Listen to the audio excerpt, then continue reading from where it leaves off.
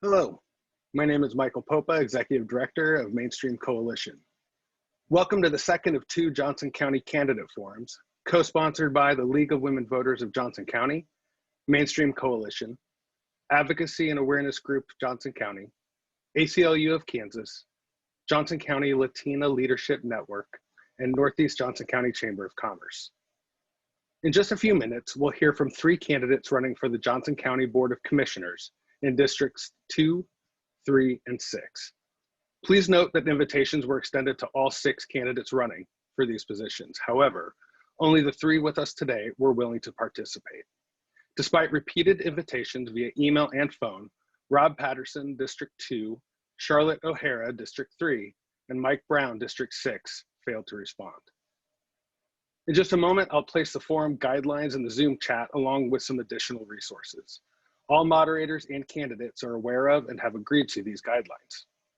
Each candidate will have 1 minute for opening and closing remarks and 2 minutes to answer each question.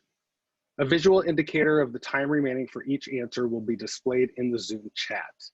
If a candidate has not finished speaking or answering a question when their time is up, the moderator will politely interject and move to the next candidate.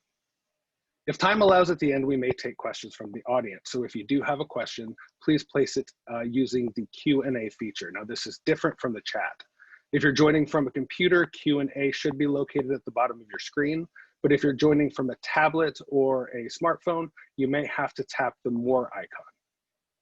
The partner organizations co-sponsoring this forum believe that our democracy works best when citizens are informed and active. Thank you for taking the time to learn about your candidates for Johnson County Board of Commissioners. And please share this with your friends and family.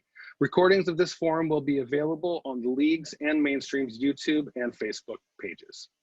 And now, I would like to introduce our moderators for today's forum, Amanda Vega-Mavec with Johnson County Latina Leadership Network, and Amber Stenger with the League of Women Voters of Johnson County. Thank you, Michael, and thank you all for joining us for what I'm sure will be an informative forum. First, I'd like to introduce the candidates for the Board of County Commissioners who agreed to participate in this forum. Shirley Allenbrand, running in District 6. Hi. Jeff Meyers, running in District 2. And Stacy Obringer-Varhall, running in District 3. We'll start with opening comments. Candidates, please also briefly describe the communities included in your district. Each candidate will have 1 minute. And since we're starting alphabetically, Shirley Allenbrand will be first. Hi, my name is Shirley Allenbrand, and I'm running for Johnson County Commissioner District 6. First of all, I want to take this opportunity for thank you for inviting me to this today. And I just appreciate the opportunity to share my views. It's so gratifying to see so many people interested in our Johnson County district. I'm a native of Johnson County, and I've been engaged in community service all my life. I come from a family who strongly believes that service is a privilege and a duty. I have run a successful healthcare business here in Johnson County, educated my children, and now my grandchildren. I'm running for Johnson County Commissioner District 6 because I believe with your help, we can make a difference. I have 4 priorities that are important. There was a survey that was taken and before and after the pandemic. The first one was to ensure the safety of every Johnson County resident. Second was to help grow the Johnson County community. Third was to provide high quality services in Johnson County. Fourth was to the quality of life for all citizens with collaborations and partnerships. I think I ran over my time, sorry. Thank you, Shirley Allenbrand. Jeff Meyers, please begin. Thank you and good evening. I'd like to thank all the groups tonight that are hosting this forum for giving us as candidates the opportunity to express our thoughts and reasons for choosing to run for this office. My mantra is common sense for the common good. The reason I'm running for Johnson County Commissioner District 2 is because I concluded my lifetime career as an educator and a football coach in May. And with so much uncertainty in these unprecedented times, I'm ready to be a voice of common sense on the commission. Someone who offers proven experience in finding concrete solutions to complicated problems. as I've done throughout my time in public service. I will speak with clarity and simplicity to make sure our community is even stronger when we have weathered this storm. I want to provide the services and protection that Johnson County residents deserve and expect. Whether it is the budget, safety services, business, recreation, environmental, or health issues, or the many other responsibilities of this position, I will work very hard every day to earn your trust. My district includes all of Shawnee, Lake Quivira, and a little bit of Lenexa up to 87th Street. Thank you so much, Jeff Meyers. And now Stacy Obringer-Varhall. Thank you for the opportunity to be here today to share my thoughts. I really appreciate it. I'm Stacy Obringer-Varhall, and I am passionate about all things Johnson County and public service. I've lived here for almost 40 years and have spent the past 20 years progressively advancing in volunteer activities to make this a better place to live for all. My lengthy experience contributing to this county, especially my 7 years on the Blue Valley Board of Education, has provided me with the relationships, skills, and knowledge to effectively serve the constituents of Johnson County and get things done for the benefit of all. I believe my background in a nonpartisan elected office will be especially valuable as I am able to work with different types of people to accomplish our common goals. I'm not running on a singular issue or a political platform. I'm running to continue improving this county as an exceptional home for people to live and businesses to operate. And I look forward to the chance to provide a little more information about myself with you today. Thank you. And I think I forgot to mention, my area would be the very southeast part of the county, southern Overland Park, and I do go all the way west over to the Spring Hill area. Great, thank you candidates, and thank you Amanda. Here is our first question. Research from United Community Services indicates that in Johnson County, regardless of whether renting or owning, about 1 in 4 households are burdened by the cost of housing, spending 30% or more of household income on housing costs. Overall, pre-COVID-19, at least 53,400 households were already burdened by the cost of their housing. The League of Women Voters of Johnson County supports safe, decent, affordable housing for people at all income levels. The availability of such housing within the county is integral to individual and community well-being. What strategies do you support to reduce housing insecurity and increase affordability? Jeff Meyers, we'll start with you. Well, I believe that housing has been an issue in Johnson County for many years. There are many options throughout the county, but it's kind of hit and miss sometimes for the people that are looking for that quotation mark affordable housing. I believe it's important that we take a look at all the different options that we have as a community. I think we need to involve our city governments to think of different ideas and options of where we can put and have these types of developments take place. It is an issue that I had to deal with quite often with the city of Shawnee. I thought we did a very good job of adding affordable housing to the city, but it's always one of those situations that people are constantly looking for additional ways to have more affordable housing. Great, thank you. Next, Stacy Obringer-Varhall. Yes, I think we need to get creative in our approach to encourage and incentivize affordable housing for those in many different stages of life. We need to provide a robust age-in-place program for our seniors. We should be motivating developers to re-green older neighborhoods for young professionals and those economically disadvantaged. We should partner with large public service providers like schools, hospitals, emergency service, et cetera, to provide some sort of subsidized apartment housing for those that are just starting out in what we call our hero service jobs. I believe it's time for some creative outside of the box thinking to be able to keep people of all ages and income levels living in Johnson County. Great, thank you. And now Shirley, Allenbrand. Well, first of all, I'm a firm believer in having focus groups and think tanks and bringing everybody involved, from seniors to all the communities to bring them into a think tank or a focus group to see what the needs are. As I've been going around through my district, there's different needs. I see that in western part of Olathe, there's a need for affordable housing from seniors to all the way from subsidizing up to 350 to 450,000, depending on that career minded couple. There's different housing needs in Edgerton from 100,000 to 120,000. There's different needs in Gardner and DeSoto compared to those other areas. I have worked a lifetime in healthcare and have spent quite a bit of my career working on affordable housing. And I feel like with my background and experience, I can help bring that to a leadership to help put some of those needs in place.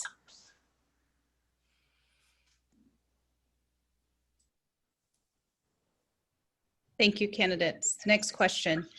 Nearly 15% of the Johnson County population lives at or below 200% of the federal poverty level.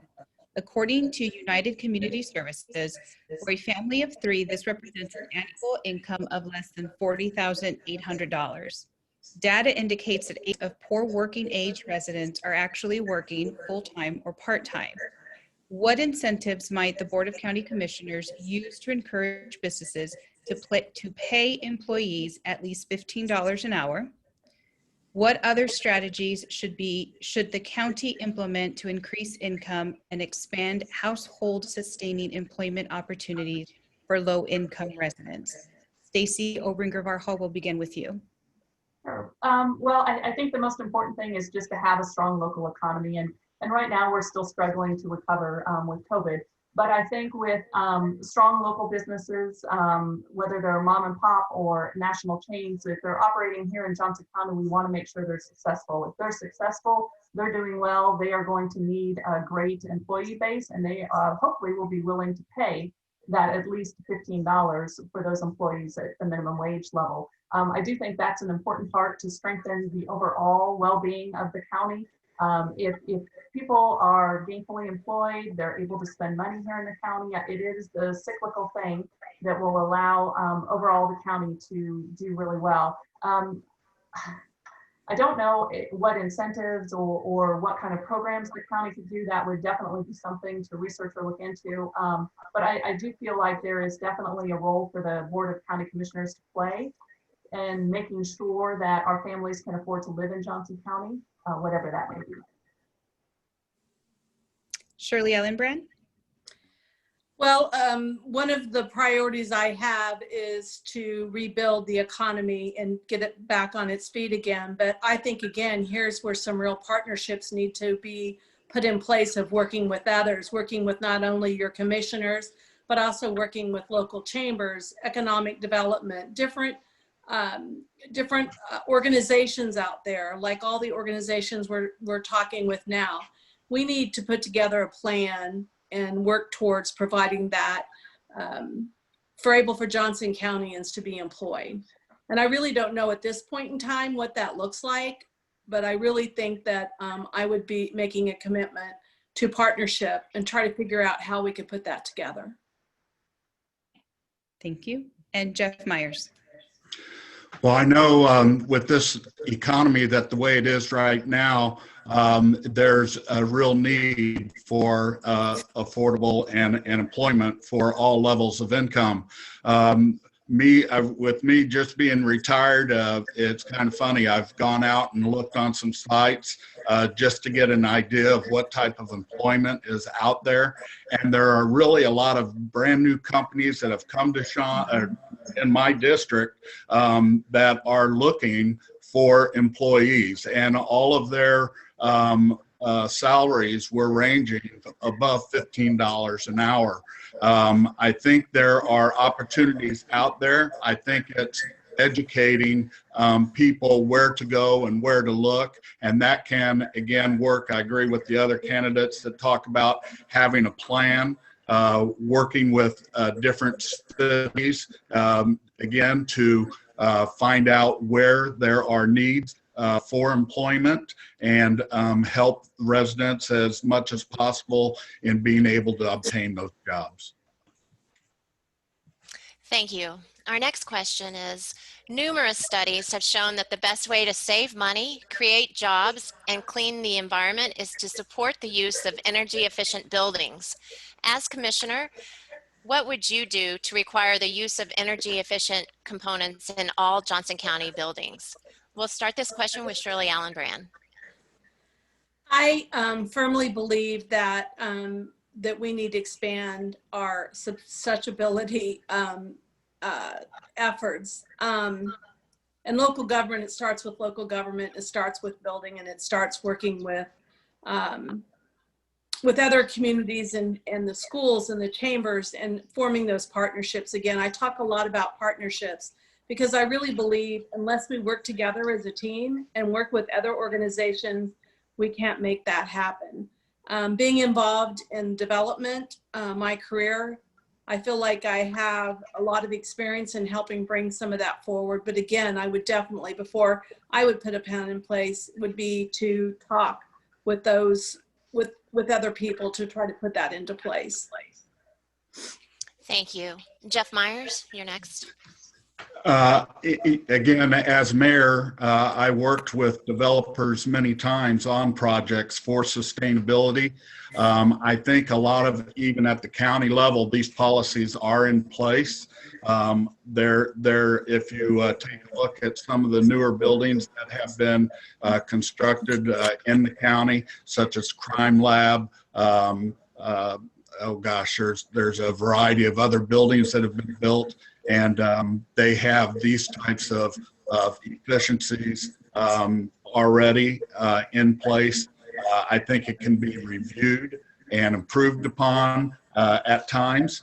That's something that constantly comes before the county commission to take a look at. And again, I would always try to be on top of a situation to make sure that we are as sustainable as possible with the environment, environmental issues, and energy costs and things of that nature. Thank you. Now we'll go to Stacy Obringer-Varhall. I'm in support of using easy changes in building materials to work towards net zero buildings, high efficiency lights, better insulation, renewable energy whenever possible. Just makes common sense and will help save taxpayer dollars in the long run. I would advocate for renewable energy, especially if it will save the taxpayers money in the long run after a small initial investment. This is just a good example of smart governing to allow the positive impact to the environment while also saving money in the long term. It's exactly what a good government should be doing. And overall, just the issues that we have with climate change, I think that education remains a hurdle to making more progress on this very important issue. More community programs are needed to encourage responsible behavior and use of resources. So I absolutely would be championing those things. Johnson County has experienced high population growth rates for several decades, and that includes growth in the number of residents who are people of color, including Blacks, Indigenous, Latinx, Asian, and other groups. According to the Johnson County Automated Information Mapping System, 2013 to 2017 American Community Survey Data Report, the population of these groups represents 20% of Johnson County's total population. Over the next 1 to 2 decades, the projected population growth rates are highest for communities of color. What are your thoughts about creating a diversity advisory commission that is representative of the various groups in Johnson County to serve as a bridge to county government and the county commissioners? Also, if elected, how would you show Black, Indigenous, and people of color communities that they are essential to the success of our county? We will be starting with Stacy Obringer-Varhall. Well, as Johnson County continues to grow and become more diverse, we have to address institutional racism and discrimination. We have to make sure that all of our residents feel welcome and included. Listening and understanding to others that differ from you is an important part of being a public servant. Working together, I believe we can find solutions to be sure that all are included and treated equally. Our growing diversity should be celebrated and not discounted. I have actually been working with fellow school board members and administrators on some of these issues. And again, the first step really is to listen and learn. As much as we may be doing that right now, it isn't enough. We need to hold listening sessions for county residents to express their experiences and gain understanding. And once you begin to understand the issues and have an idea of how systemic it is or what they're facing, then you can begin to work with others in the community to build partnerships and to find ways to encourage the diversity and combat racism.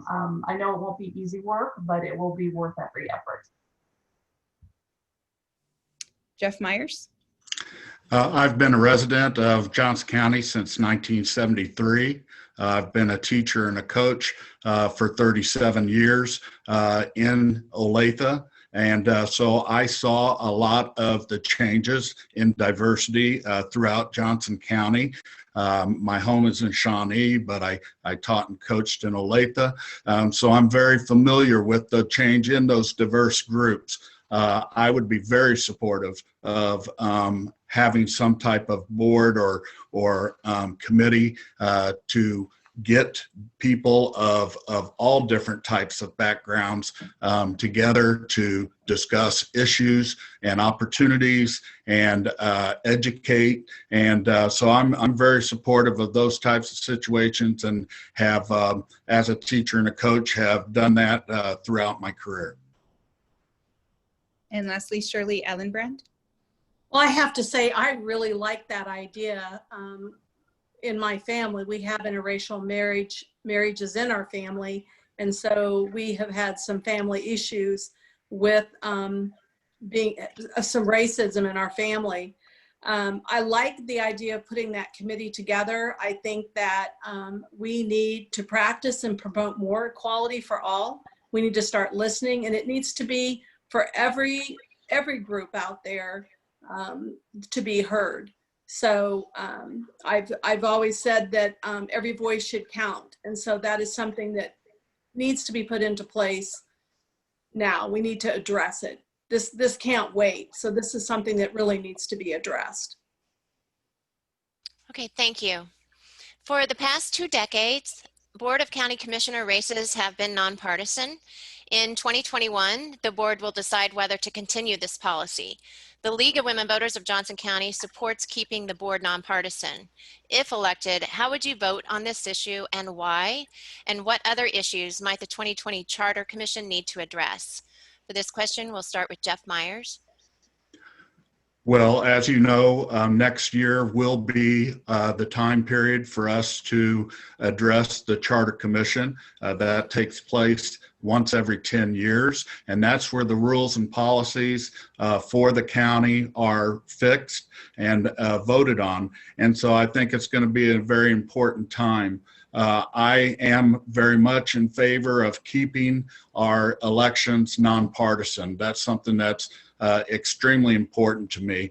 And that's one of the things that I've done, again, throughout my time in local government, 30 plus years. I have always been involved in nonpartisan type local government situations. And I think that should continue. I think there's some real benefits from that. I don't think a lot of the issues and items that come up, not only in city government, but especially also in county government, it needs to remain nonpartisan. So I'm a large supporter of keeping it that way. Thank you. Now we'll go to Shirley Allenbrand. Well, one of the reasons I'm running for Johnson County Commissioner District 6 is because some people are talking about changing the charter. The citizens of Johnson County voted that to be a nonpartisan. I truly believe the airports, the sewer systems, the libraries, mental health, they do not have a partisan. And I feel like now we're using partisanship to play towards what we're voting on. I also strongly agree that, or also feel that there are a couple of positions that they want to make those voted on versus being a position that has been appointed by our county administrators. I stand firm on believing the county charter should stand as written. Thank you. Now, Stacy Obringer-Varhall. Well, I actually agree with both of the candidates that have already spoken about this. I do not personally believe that any changes are needed to the charter in regards to nonpartisan. However, if it's decided to have another vote on the charter, if it's necessary, I would support the voters' right to choose. But I actually believe that the county is flourishing under the leadership of nonpartisan elected officials. And as Shirley mentioned, the appointed administrative positions, and would not support changing that. Thank you.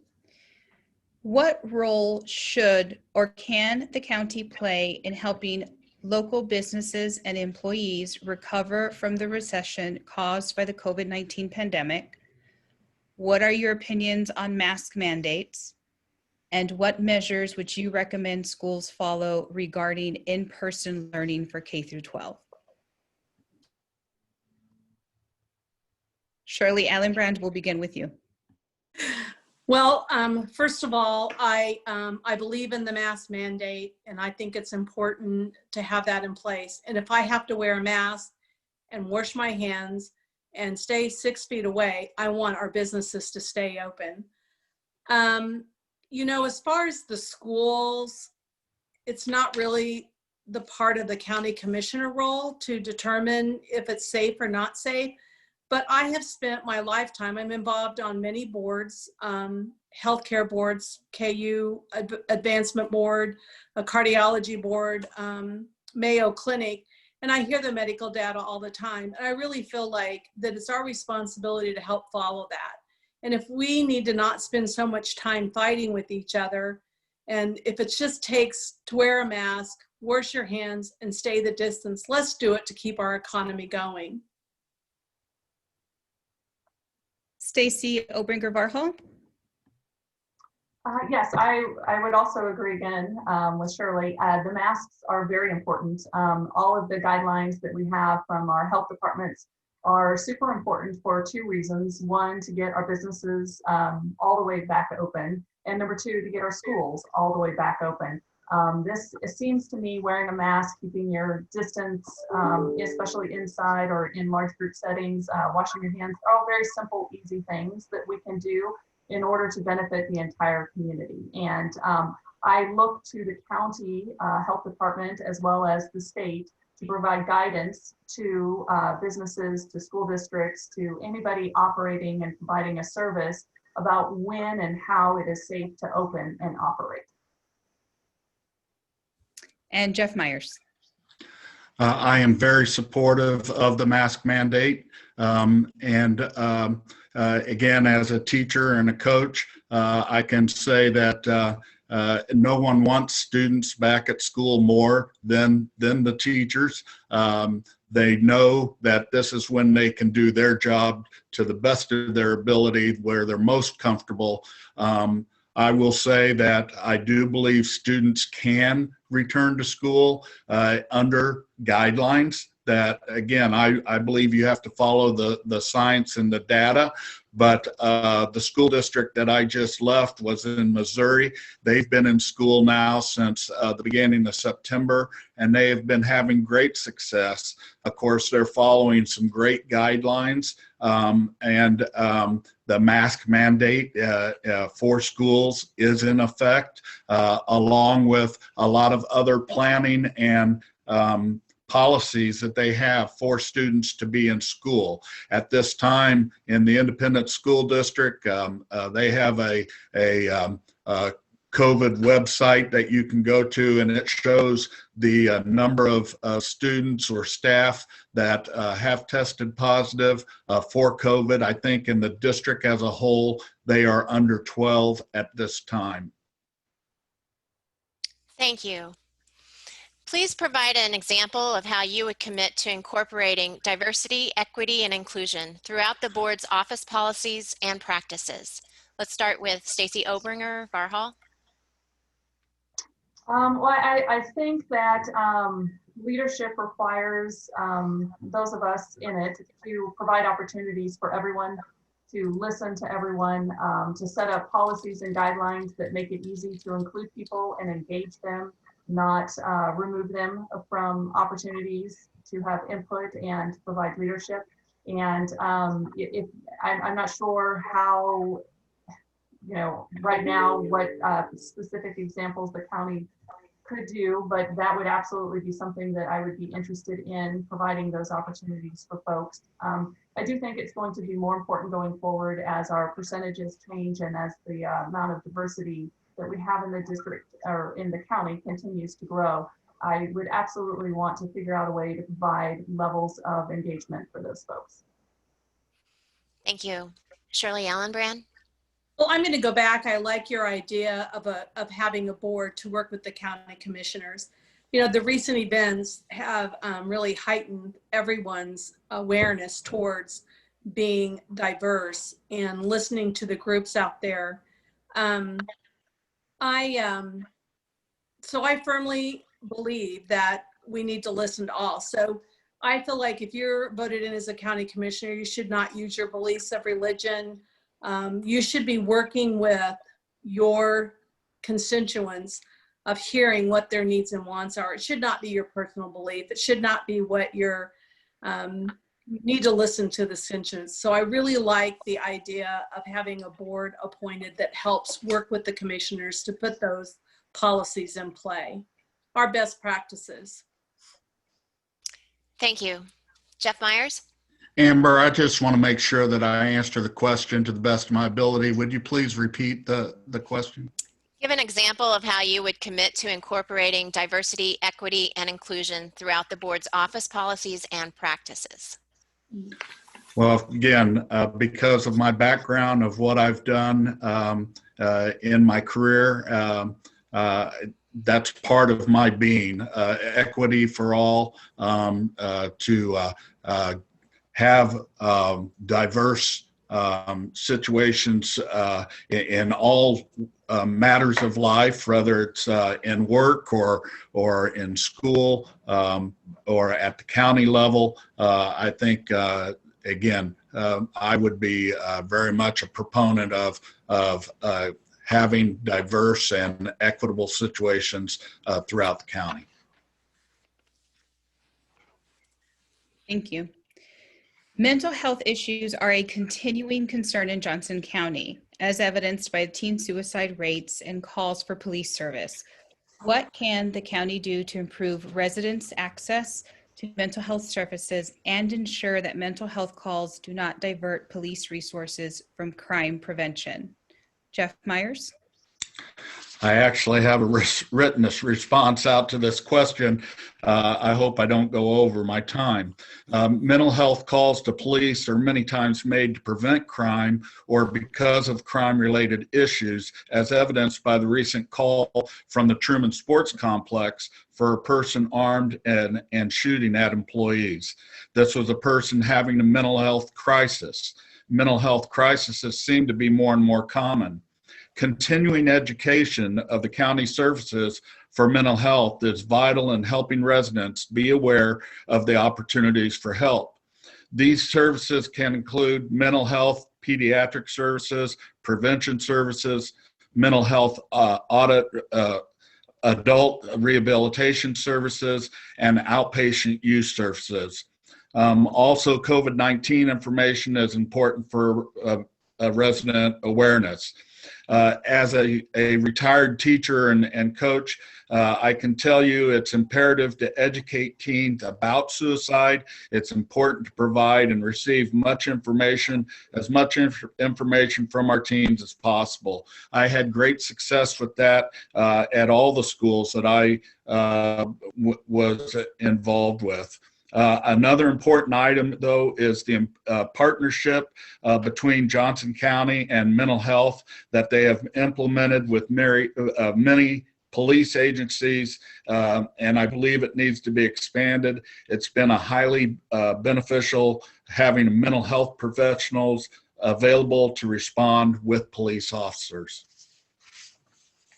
Thank you. Stacy Obringer-Varhall. Yeah, this is actually a topic that's near and dear to my heart as a school board member. This is something that we have been working with for quite some time, mental health and suicide in our school systems. And I think being willing to talk about it publicly, to engage families, to provide outreach, to provide programs for students and adults, whoever may need these services, to be able to reach those is super important. We have unfortunately had years of cuts to mental health, and we are unfortunately paying a little bit of the price right now. I would love to see an increased focus on Johnson County Mental Health, the department, what they can do. I do think there are some opportunities for increasing the funding there that would then alleviate some of the calls that our police have to respond to, providing the services earlier and catching it before it escalates to a time when police are required to deal with the situation. So this is actually one of the bigger issues I think that the county is dealing with right now. And we need to do anything and everything that we can to help all of our citizens. Thank you. And Shirley Allenbrand.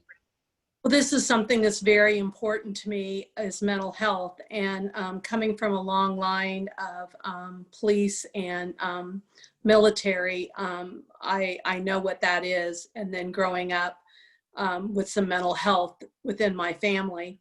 I have spent a lot of time talking to several of the director of Johnson County Mental Health and some of the workers that work, the social workers going into homes and meeting with people. And actually the director has done a really good job here recently, provided having clinical licensed social worker in the police department. And actually in some cases there's two that's 24/7.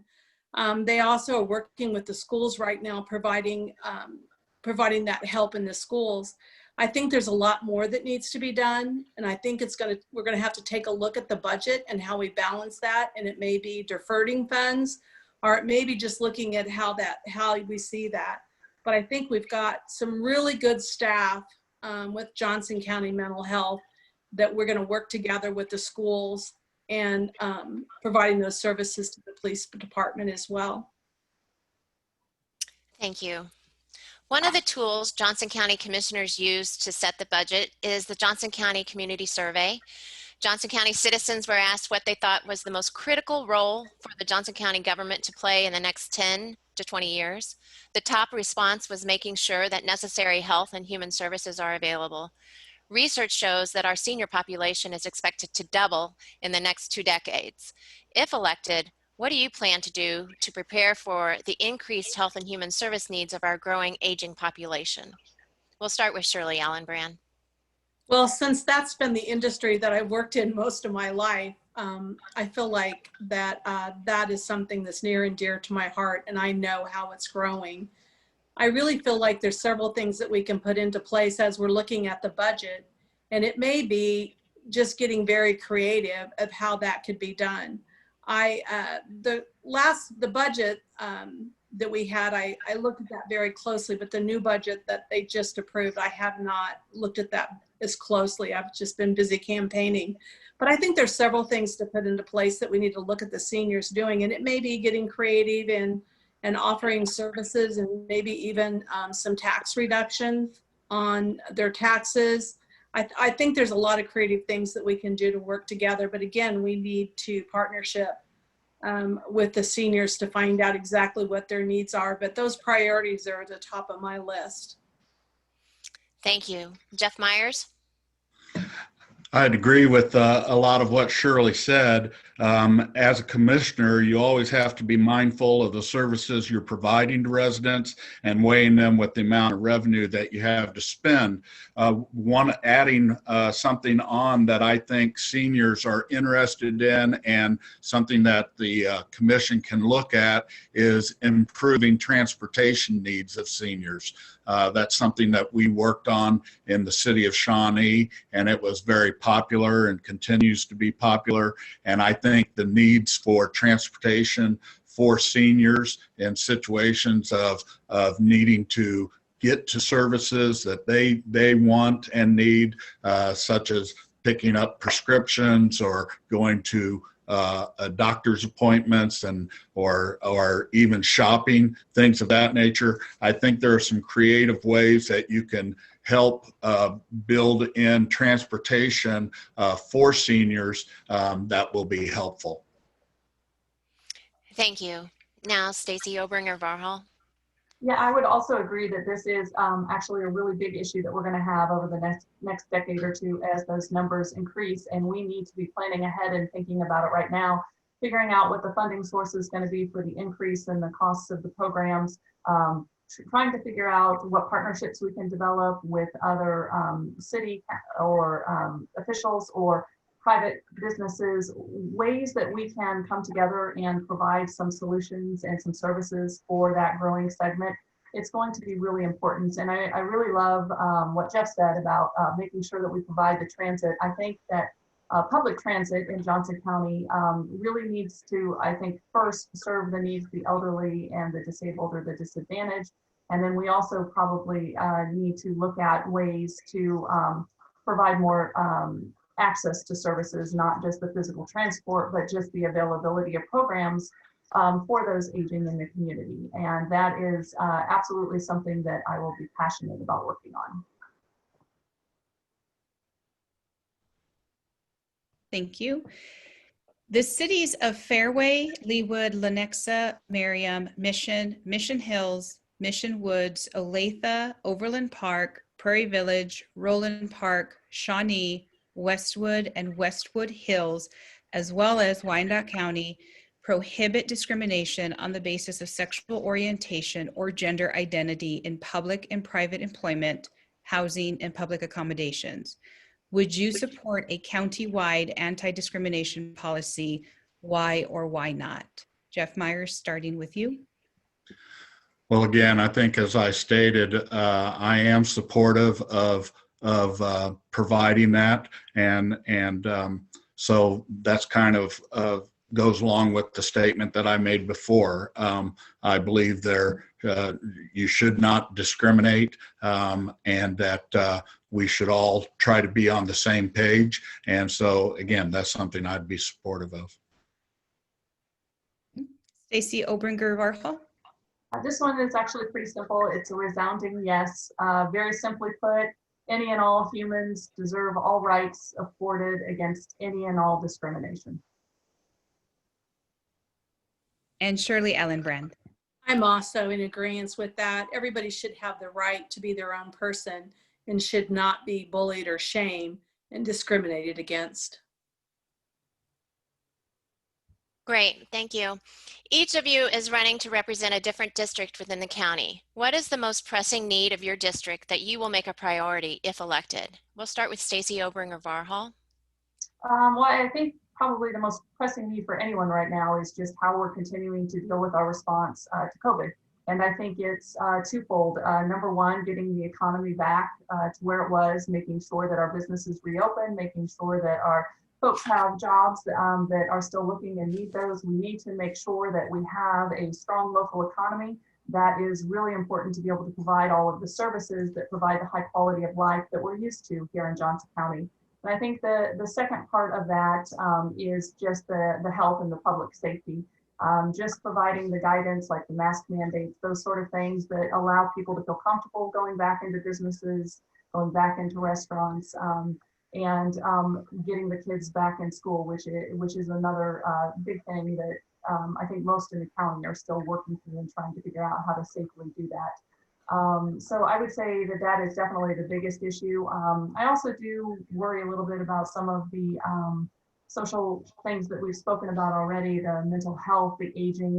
I think that those are pressing needs actually countywide. I don't think there's a big discrepancy in each of the different districts for some of these. Thank you. Shirley Allenbrand. Well, I'm going to have to say I pretty much agree with Stacy, and I have spent a lot of time going around and meeting with businesses and citizens within my district, and everyone, the number one priority seems to be safety and making sure that our residents and our businesses are safe. And the other thing is keeping the economy open and safe so that we can keep building on the services that we've provided. Mental health is another big one. And I think affordable housing is a issue in the district that I live in. And there's also racism and that's in my district. So I feel like we really need to work on all those. And also the budget. The budget is another huge issue for a lot of people, in taxes. And that's one promise I have, is to keep my eye on that and how those dollars are spent. Thank you. Now, Jeff Meyers. In talking to residents in my district, as I said in my opening statement, I think they want to have lots of different services and availability of having those services at their hands. But at the same time, I'm losing my train of thought here. I want to get back on it. I think it's important that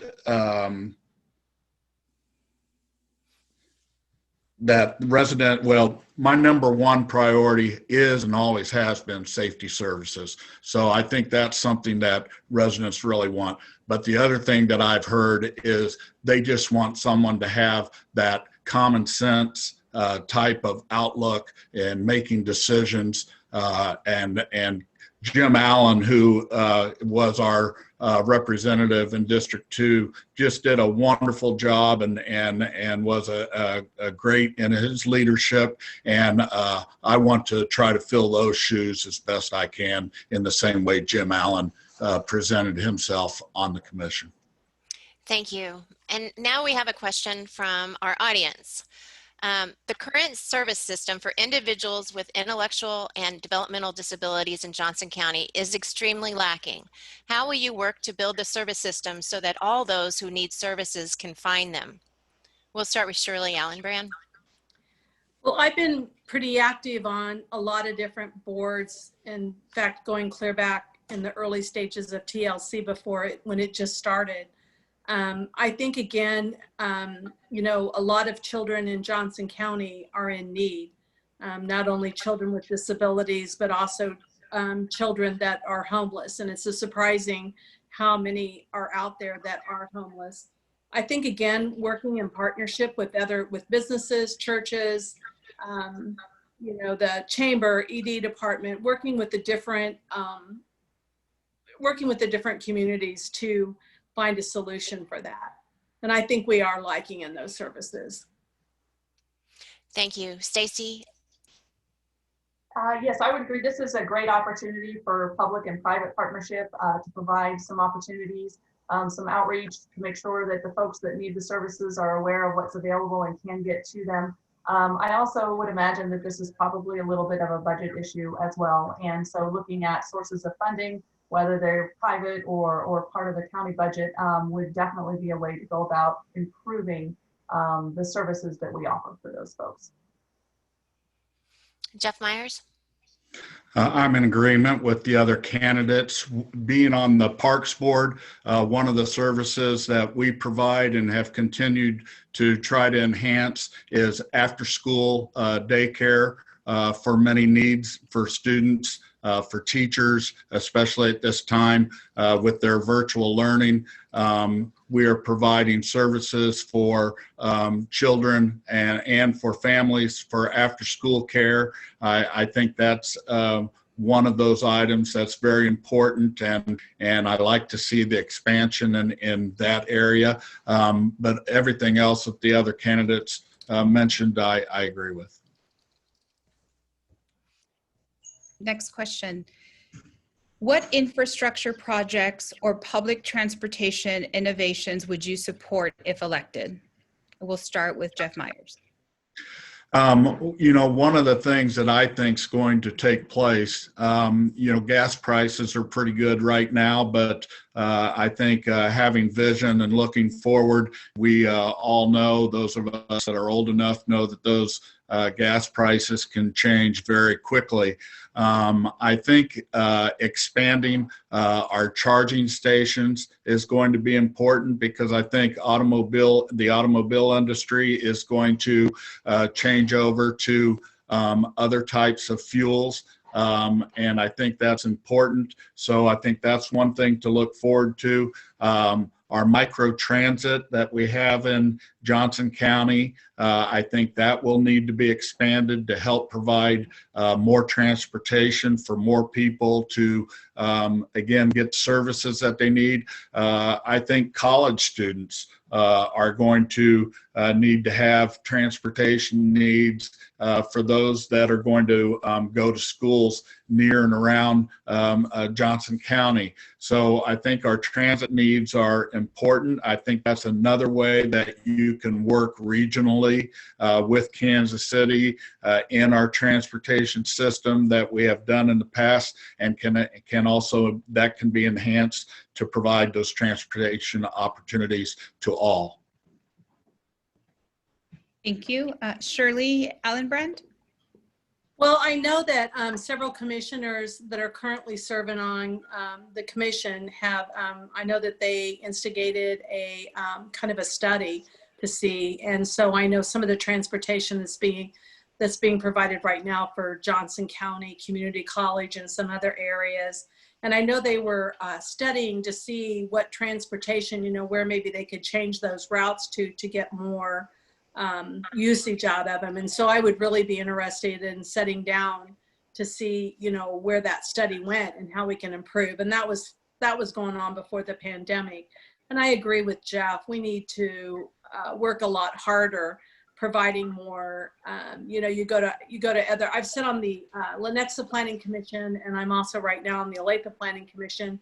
And I've worked a lot in planning America APAC. And so there's a lot of things, between providing bicycles and other sorts of transportation that we need to have in our community as well, with bicycle trails and stuff. So I really feel like it's something that we really need to address. And lastly, Stacy Obringer-Varhall. I would agree that transportation is a big issue, and I think it's going to become a bigger issue in the next few decades as our population continues to grow.